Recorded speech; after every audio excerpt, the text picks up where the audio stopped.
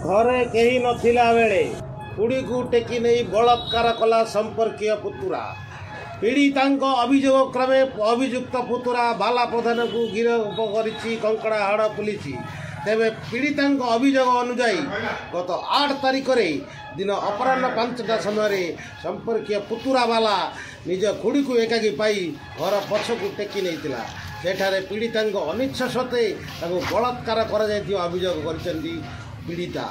ए नहीं पीड़िता जनक बाहर रोवा निज स्वामी को जनाया पर गतकाली सन्धार से कंकड़ाहाड़ थाना अभियोग करें। अभियोग आधार गिरफ होती अभियुक्त पुतुरा बाला प्रधान।